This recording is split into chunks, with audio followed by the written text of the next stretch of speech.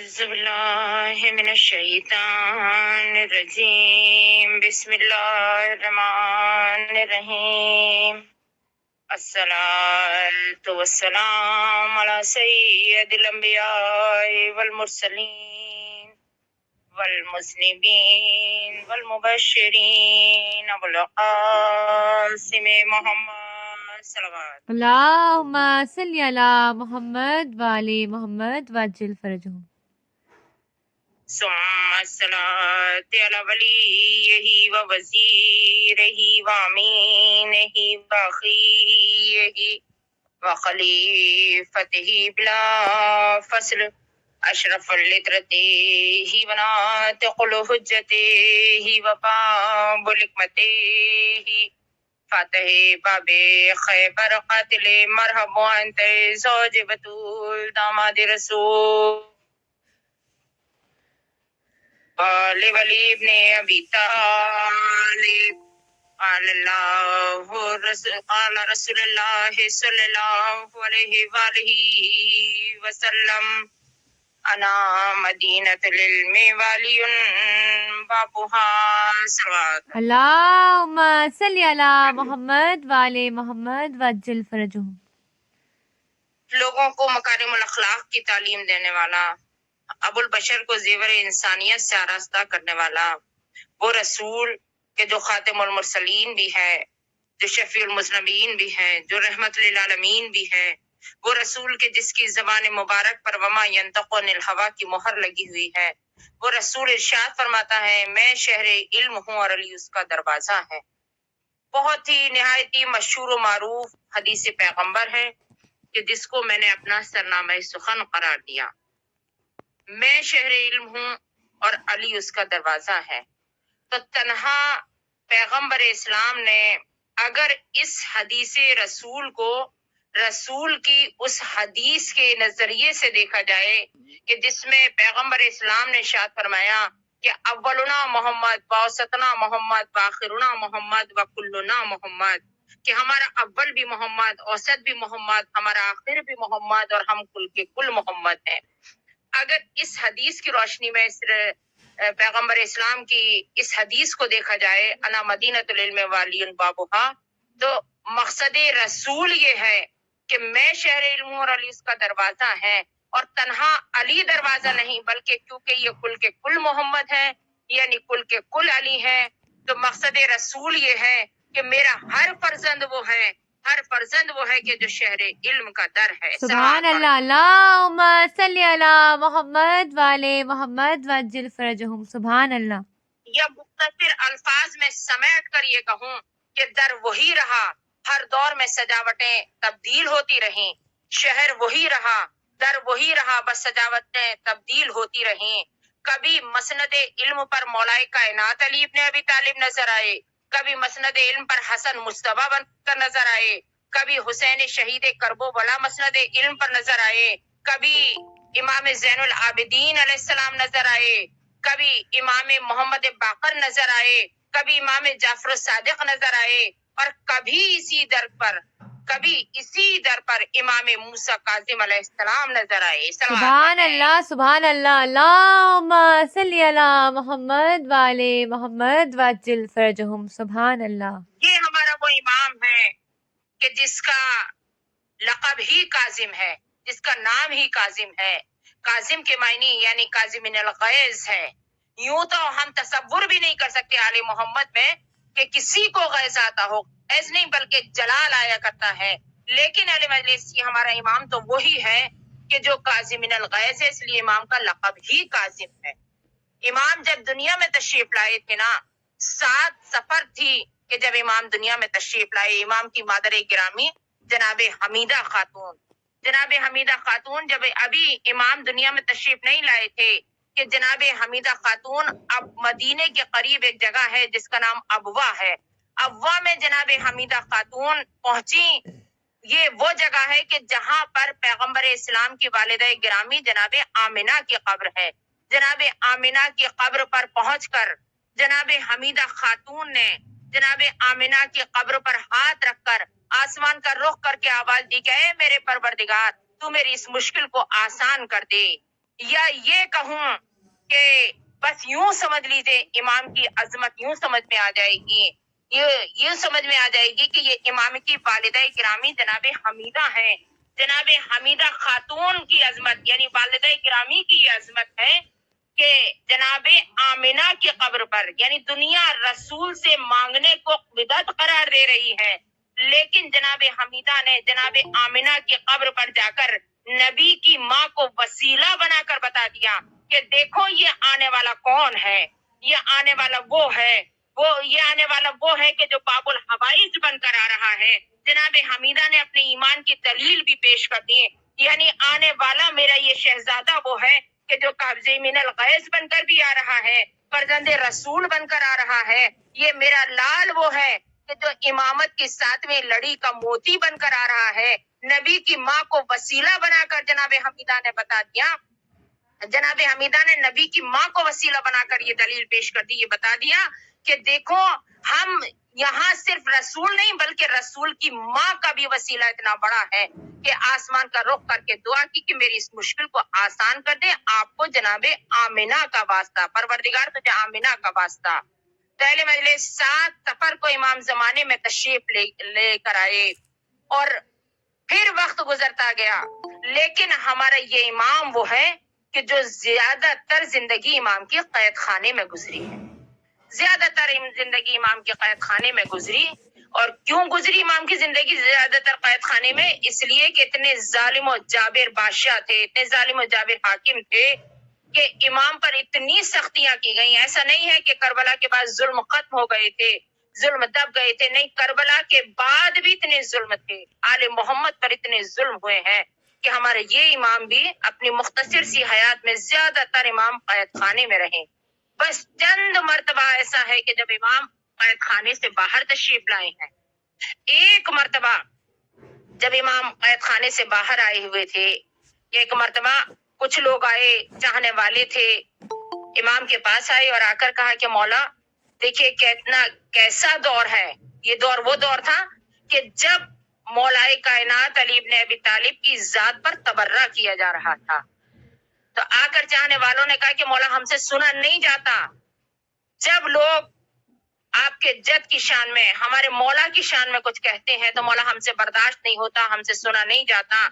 مولا بتائیے کہ ہم کیا کریں. لوگ مولائے کائنات کی ذات پر تبرہ کر رہے ہیں.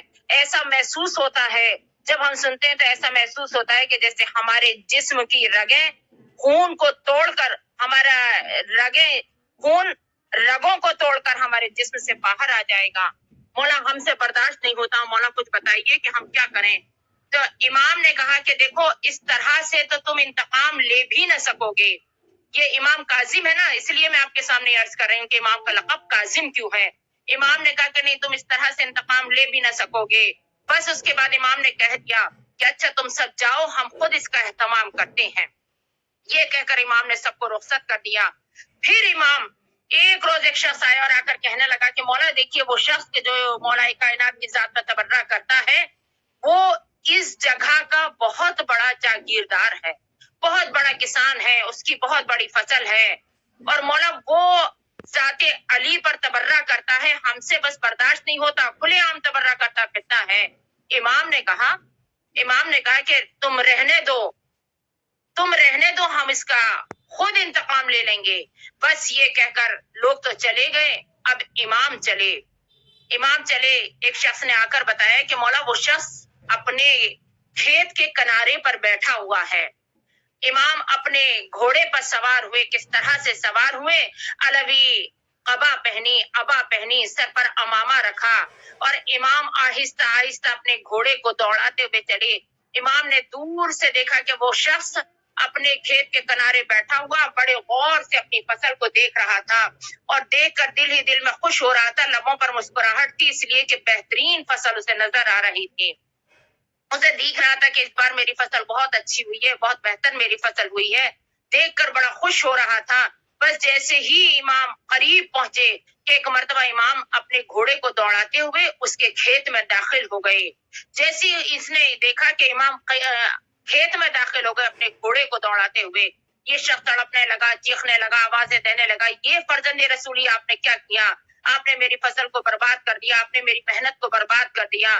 لیکن یہ چیختا رہا, پیٹتا رہا. امام اپنے گھوڑے کو اس کے کھیت میں دوڑاتے رہے. جب بڑی دیر گزر گئی, اس کا عالم یہ ہو گیا کہ یہ دونوں ہاتھوں سے اپنا سر پیٹ رہا ہے, میری تمام فصل برباد ہو گئی. جب اس نے اس طرح سے اپنا سر پیٹا تو اب امام اپنے گھوڑے کو لے کر آہستہ آہستہ اس کے قریب آئے, اور امام نے آ کر کہا کہ یہ بتا کہ اب تیری فصل اس مرتبہ کیسی ہوئی تھی؟ کہنے لگا کہ فرزند رسول, کیا بتاؤں میں اب آپ کو, آپ نے تو میری فصل کو برباد کر دیا. میری فصل تو بہت بہتر ہوئی تھی. اتنا فائدہ تو مجھے کبھی نہ ہوتا کہ ابھی آج تک کبھی مجھے اتنا فائدہ نہیں ہوا تھا جتنا کہ فائدہ مجھے اپنی فصل سے ہونے والا تھا. لیکن آپ نے تو میری محنت کو برباد کر دیا. آپ گھوڑے کو لے کر میرے کھیت کے اندر داخل ہو گئے. امام نے کہا کہ بتا تیری فصل پر کتنا خرچ ہوا تھا؟ کہنے لگا کہ میری فصل پر اتنا خرچ ہوا تھا. امام نے اپنی جب ابا کی جیب میں ہاتھ ڈالا, ایک تھیلی اشرفیوں کی نکالی, اس کے حوالے کی کہ دیکھ اس میں وہ رقم ہے. اس کے بعد امام نے کہا کہ یہ بتا اگر یہ تیری فصل کٹتی اور بازار میں پہنچتی تو تجھے کتنے کا فائدہ ہوتا؟ کہنے لگا فرزند رسول مجھے اس سے اتنے کا فائدہ ہوتا. امام نے پھر ابا کی جیب میں ہاتھ ڈالا, پھر رقم نکالی, اس کے حوالے کر دی. اب جو اس نے رقم کو دیکھا کہ ایک مرتبہ امام کے قدموں پر گر پڑا. امام کے قدموں پر گر کر کہنے لگا کہ فرزند رسول مجھے معاف کر دیجئے, میں آج تک خاندان اہل بیت سے دشمنی رکھا کرتا تھا, لیکن اے فرزند رسول آپ مجھے معاف کر دیجئے. امام نے مسکرا کر اس کی جانب دیکھا اور دیکھنے کے بعد کہا کہ دیکھ یاد رکھ میرے گھوڑے نے تیرے کھیت میں جس جگہ قدم رکھے ہیں تو یہاں سے دیکھ لے کہ تجھے بہت بہترین فصل ملے گی, اور ایسی ملے گی کہ ہمیشہ ہمیشہ یہ میرے گھوڑے کے قدموں کی, گھوڑے کے سموں کی تاثیر ہے کہ جہاں جہاں میرے گھوڑے نے قدم رکھے ہیں تجھے بہترین فصل ہر سال ملا کرے گی. یہ ہے ہمارا امام کاظمین الغیظ. سوال پڑھتے ہیں. سبحان اللہ. اللہم صلی علی محمد وعلی محمد وعجل فرجہم. بے شک بے شک.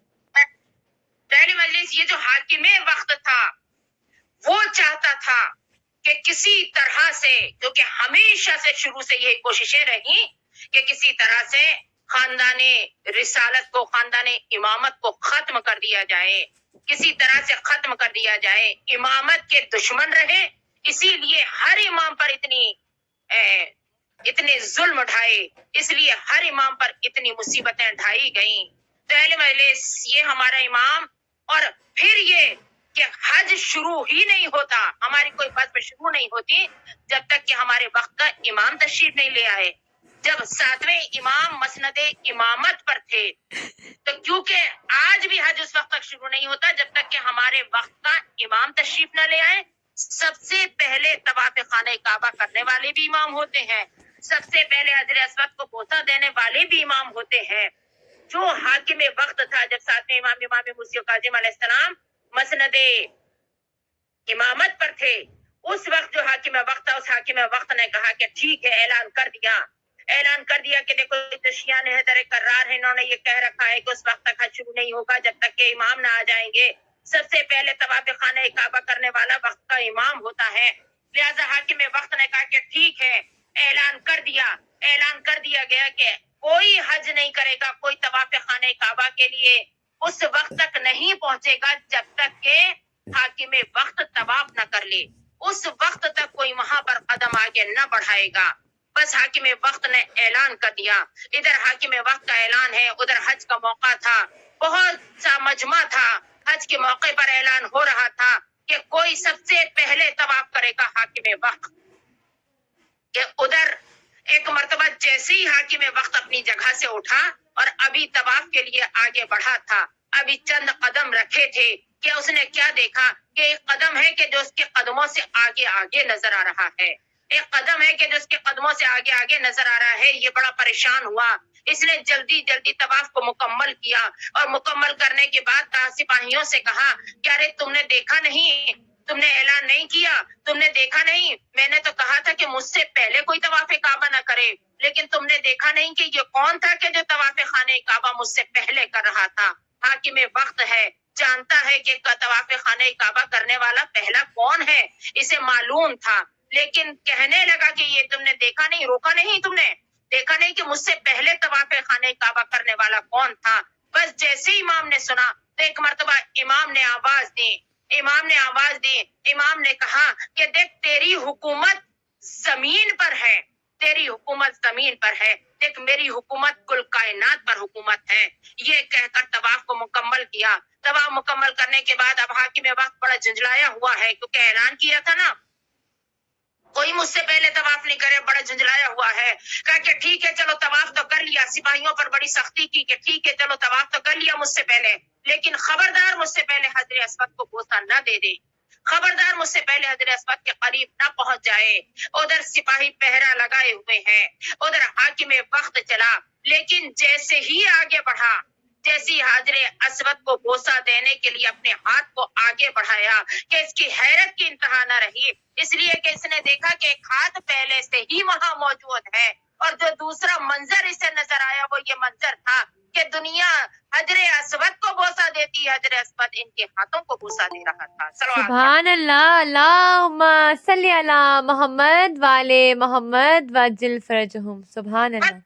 اب نے یہ دیکھا، یہ پریشان ہو گیا اور پریشان ہو کر کہنے لگا، حاکم وقت کہنے لگا کہ اچھا ٹھیک ہے، اپنے سپاہیوں سے کہا کہ چلو امام کو بلاؤ، فرزند رسول کو بلاؤ۔ بلایا گیا کہ ایک مرتبہ کہنے لگا کہ اے فرزند رسول، میں آپ سے کچھ پوچھنا چاہتا ہوں۔ امام نے برجستہ جواب دیا۔ دیکھیں شیر علم کا در تو اسی لیے ہے نا کہ امام نے فوراً کہا کہ اچھا پوچھنا چاہتا ہے، لیکن ایک بات بتا کہ اپنے علم میں اضافے کے لیے پوچھنا چاہتا ہے یا میرا امتحان لینے کے لیے؟ اپنے علم میں اضافے کے لیے پوچھنا ہے تجھے یا میرے علم کا امتحان لینے کے لیے؟ کہنے لگا کہ نہیں فرزند رسول، میں آپ سے کچھ سیکھنا چاہتا ہوں، اس لیے میں پوچھنا چاہتا ہوں۔ امام نے کہا کہ اچھا تو مجھ سے کچھ سیکھنا چاہتا ہے، اس لیے مجھ سے کچھ سوال کرنا چاہتا ہے، پوچھنا چاہتا ہے، تو ٹھیک ہے تو میرے سامنے شاگرد کی طرح سے آ کر بیٹھ۔ دیکھیں یہ امامت ہے جو اپنے در پر شاہی کو چھپوا لیتی ہے، یہ شان امامت ہے کہ شاہی کو امامت کے در پر جھکنا ہی پڑتا ہے۔ اب کہہ دیا کہ ہاں میں چاہتا ہوں کہ علم میں اضافے کے لیے آپ سے پوچھنا چاہتا ہوں، تو امام نے کہا تو اس طرح سے نہیں بلکہ بادب ہو کر ایک شاگرد کی حیثیت سے میرے سامنے آ کر بیٹھ۔ امام کے سامنے حاکم وقت آ کر بیٹھ گیا، آ کر بیٹھ کر کہنے لگا، سوال کرنے لگا کہ فرزند رسول ذرا آپ مجھے نماز کے بارے میں کچھ بتائیے۔ امام نے کہا کہ اتنا عرصہ گزر گیا تجھے نماز پڑھتے ہوئے، تو نے تو طواف خانہ کعبہ بھی کر لیا، تو نے اس وقت کو بوسہ بھی دے دیا، تو نے تو حج کو بھی حج کے فریضے کو بھی تو ادا کرتا ہے، تجھے ابھی تک نماز کی حقیقت ہی نہیں معلوم ہے، تجھے ابھی تک نماز کے بارے میں پتہ ہی نہیں ہے۔ یہ کہہ کر امام نے کہا کہ دیکھ میں تجھے بتاتا ہوں کہ نماز کی حقیقت کیا ہے۔ دیکھ جب پیغمبر اسلام شب معراج عرش پر پہنچے، آواز قدرت آ رہی تھی، کیا کیا اہتمام پروردگار عالم نے نہ کیا تھا، کیسا کیسا اہتمام تھا۔ براق کو لینے کے لیے پیغمبر اسلام کو زمین سے بلایا گیا، براق کی سواری بھیجی گئی، امین وحی آئے رسول کو لے کر پہنچے۔ جب شب معراج پیغمبر اسلام عرش پر پہنچے کہ جیسے ہی پیغمبر اسلام نے عرش پر پہنچے تھے، ایک مرتبہ آپ کے سامنے سے پردے ہٹنا شروع ہوئے، ادھر حجاب ہٹنا شروع ہوئے کہ پیغمبر اسلام کی زبان مبارک سے نکلا اللہ اکبر، پھر آگے بڑھے، حجاب کے اور پردے ہٹے اور پردے ہٹے، تو جیسے ہی حجاب کے پردے ہٹے کہ ایک مرتبہ پیغمبر اسلام نے جو منظر دیکھا تو منظر کو دیکھنے کے بعد کہا سبحان رب العظیم و بحمدہ، ادھر پیغمبر اسلام نے کہا سبحان رب العظیم و بحمدہ، ادھر رسول کی نگاہوں سے اور پردے ہٹے۔ اب جو اور پردے ہٹے تو پیغمبر اسلام نے کچھ ایسا منظر دیکھا کہ آپ کی زبان مبارک سے نکلا سبحان اللہ سبحان رب العلی و بحمدہ۔ بس یہی عمل تھا کہ جو نماز بن گیا، یہی عمل تھا کہ جو نماز شب معراج نماز کا تحفہ مل گیا، یہی عمل تھا کہ جو نماز کہلایا۔ اس کے بعد وہ کہتا ہے بس بہت دامن وقت کو دیکھتے ہوئے بہت جلدی بیان کو آگے بڑھاتے ہوئے اب کہتا ہے کہ فرزند رسول مجھے کچھ دین کے بارے میں اور بتائیے۔ امام نے کہا کہ 1 5 17 12 میں ایک، عمر بھر میں ایک۔ بس یہ سننا تھا کہ ایک مرتبہ غضبناک ہو کر امام کی طرف دیکھ کر کہنے لگا میں نے آپ سے کہا کہ کچھ مجھے دین کے بارے میں بتائیے، اور آپ مجھے یہ حساب کیا بتانے لگے، یہ کیا کہنے لگے کہ 1 5 17 یہ سب کیا ہے 1 5 17۔ بس یہ سننا تھا کہ امام نے کہا کہ نہیں میں نے تجھے دین کے ہی بارے میں بتایا ہے۔ کہنے لگا اچھا اگر آپ نے دین کے بارے میں بتایا ہے تو پھر مجھے بتائیے کہ 1 سے مطلب کیا ہے۔ इमाम ने कहा कि 1 से मतलब वो परवरदिगार आलम वहदहू ला शरीक है, 5 से मतलब पंजतन पाक है, 17 से मतलब 5 से मतलब 5 वक्त की नमाजें भी हैं, और 17 से मतलब 17 रकतें नमाज की हैं, 17 रकतें नमाज की हैं। 51 से मतलब इमाम ने 51 भी कहा था, 51 से मतलब वो इबादतें हैं जो सालिहीन की इबादतें हुआ करती हैं, जो तमाम सुन्नती इबादतें भी हैं। और उसके बाद कहने लगा कि अच्छा फर्जंदे रसूल ये बताइए कि 12 में 1 ये क्या है कि 12 में 1? इमाम ने शाह फरमाया कि 12 में 1 यानी 12 महीनों में से एक महीना माह मुबारक के रमजान है। रमजान का महीना जिसके रोजे परवरदिगार आलम ने हम पर वाजिब करार दिए हैं। उम्र भर में 1, तो इमाम ने इरशाद फरमाया कि उम्र भर में 1 यानी एक मर्तबा उम्र में हज को अदा करना वाजिब करार दिया गया है। बस अपने बयान को समेटते हुए, दामन वक्त को देखते हुए, यही वजह थी कि जो हाकिम वक्त चाहता था कि किसी तरह से जाए, किसी तरह से शमा इमामत को गुल कर दिया जाए, लिहाजा इमाम को कैद खाने में रखा। और कैसे कैद खाने में इमाम को रखा था? कैसा कैद खाना था?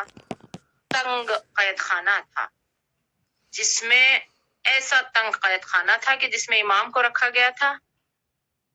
तमाम जिंदगी जब तक इमाम उस कैद खाने के अंदर रहे, कैद खाने में तो रहे, लेकिन नूर की शुआएं कैद खाने की दीवारों को तोड़ तोड़ कर बाहर आती रहीं।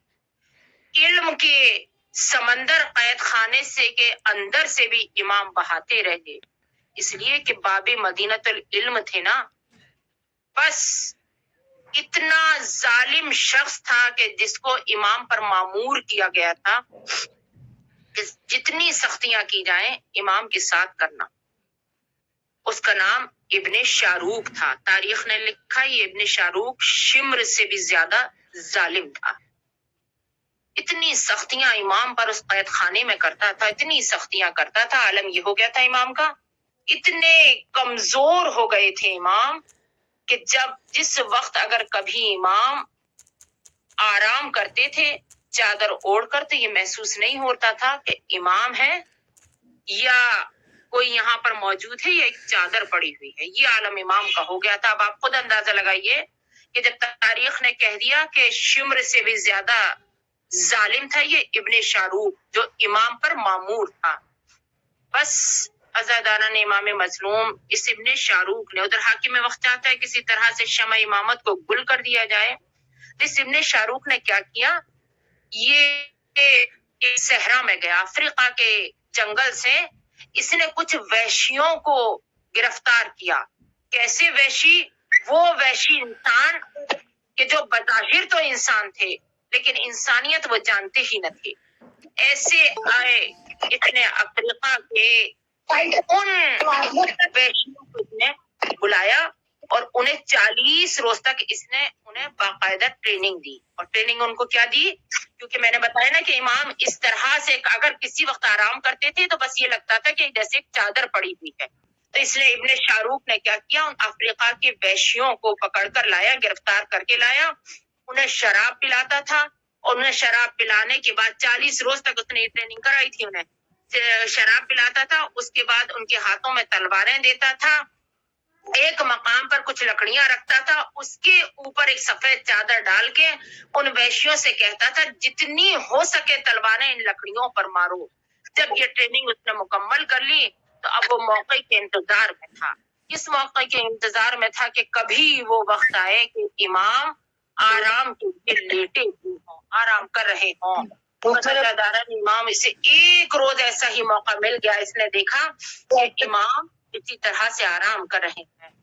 ये उन वैश्यों को जल्दी से लेकर आया, उन वैश्यों को ट्रेनिंग दी थी ना, उनके हाथों में तलवारें देकर कि अपनी तलवारें लकड़ियों पर मारो। उनके हाथों में तलवारें दी, उसने हुक्म दिया कि तलवारें चलाओ। जैसे ही उन तलवारों को मारना चाहते थे वो अफ्रीका के वैशी के एक मर्तबा इमाम ने अपने चेहरे से चादर को हटाया, इधर चेहरे से चादर को हटाया कि उन वैश्यों ने अपने अपने हाथों से तलवारें फेंक कर कहा, अरे یہ ہم سے کیا ظلم کرا رہا تھا، یہ تو ہم سے کیا ظلم کرا دے رہا تھا. ارے جب ہم یہ تو نہیں جانتے کہ یہ کون ہے، لیکن اگر ہمارے جنگلوں میں بارش نہیں ہوتی تو ہم انہیں مصیبت یہ پکارتے ہیں تو یہی آ کر ہماری مدد کرتے ہیں. بس حضرت امام، ارے اب اور زیادہ ابن شاہ رخ نے امام پر ظلم کرنا شروع کر دیا. آج کی تاریخ ہوتی کہ جب یہ شمع امامت گل کر دی گئی، گل ہو گئی. عزاداران امام 2 روز قبل امام کو زہر دیا گیا تھا. عزاداران امام ابن شاہ رخ نے زہر دیا اور زہر دینے کے بعد ہاتھ میں تازیانہ لے کر کھڑا ہو گیا اور تازیانہ لے کر کہتا ہے خبردار کسی سے یہ نہ کہتے نا کہ مجھے زہر دیا گیا ہے. عزاداران امام، ارے بس لیجیے امام کو زہر دیا گیا. امام بستر پر کروٹیں بدل رہے ہیں. ابن شاہ رخ نے کہا کہ میں طبیب کو قید خانے میں بلا رہا ہوں، خبردار زبان سے یہ نہ کہہ دینا کہ مجھے زہر دیا گیا ہے. عزاداران امام، طبیب کو بلایا گیا. ارے طبیب آیا، جیسے امام کے قریب طبیب آیا، امام نے اپنی زبان سے تو کچھ نہ کہا کیونکہ ابن شاہ رخ سامنے کھڑا ہوا ہے، لیکن امام نے اپنے ہتھیلیوں کو طبیب کے آگے بڑھا دیا. ارے جیسے ہی طبیب نے امام کی ہتھیلیوں کو دیکھا، عزاداران امام اتنا کاری زہر تھا کہ ہتھیلیاں بھی نیلی پڑ گئی تھی. ارے طبیب نے اپنے سر سے امامہ اتار کر پھینک دیا. ارے اس قیدی کو تو زہر دیا گیا ہے. عزاداروں، ادھر ابن شاہ رخ آگے بڑھا، ہاتھ میں جو تازیانہ لیے ہوئے تھا، ارے اس تازیانے سے ایسی سختی سا پہنچائی ہمارا امام ہتھکڑیاں بیڑیاں پہنے ہوئے دنیا سے رخصت ہو گیا. عزادار و اسیر بغداد ہتھکڑیاں بیڑیوں میں گرفتار، ارے دنیا سے آزاد ہو گیا. عزاداروں، ارے لیجیے اب حاکم وقت نے کیا کہا. ارے رات کا وقت ہے، ارے اس اسیر بغداد کے جنازے کو لے جا کر بغداد کے پل پر رکھ دیا جائے. ارے تاکہ جو جانور آئے لاشیں کو پامال کر دیں، ہم کہہ دیں گے قیدی قید خانے سے بھاگ رہا تھا، جانوروں نے پامال کر دیا. ارے اس لیے جنازے کو لا کر بغداد کے پل پر رکھ دیا گیا.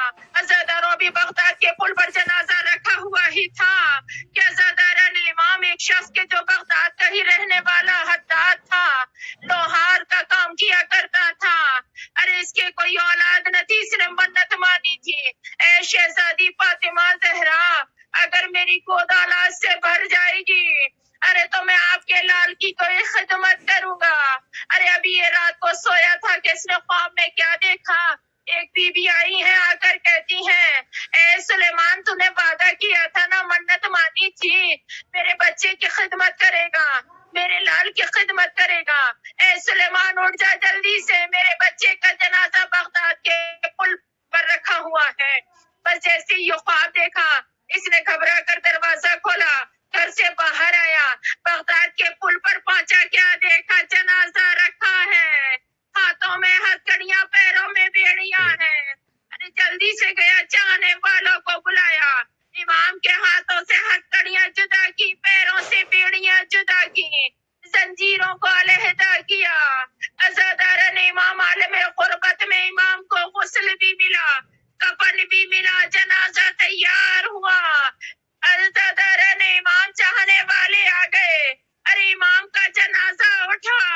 ارے لیکن ہائے کربلا، ہائے کربلا، عزاداران امام، ہائے حسین مظلوم. عزاداروں، بعد عصر عاشور، فاطمہ کے لال حسین کا جنازہ، حسین کا لاشا کربلا کے میدان میں سر و تن میں جدائی ہو چکی. عزاداروں سے آندیاں چل رہی ہیں. ایک مرتبہ ارے پسر سعد آ کر کہتا ہے ابھی اپنی اپنی کمر نہ کھولنا، ابھی ہمارے کام اور باقی ہے. ارے لوگوں نے کہا کہ اے پسر سعد، اب ہمیں کیا کرنا ہے؟ کہا حسین کے لاشے پر گھوڑے دوڑانا ہے. عزاداران امام، بس یہ سننا تھا. ارے کچھ لوگ بگڑ گئے، حسین کے چاہنے والوں میں کچھ ہمارے بھی چاہنے والے ہیں، حسین کے ساتھیوں میں کچھ ہمارے بھی ساتھی ہیں. ارے حکم دیا پسر سعد نے، ارے جو جس کے عزیز کا لاشا ہے اسے کربلا سے اٹھا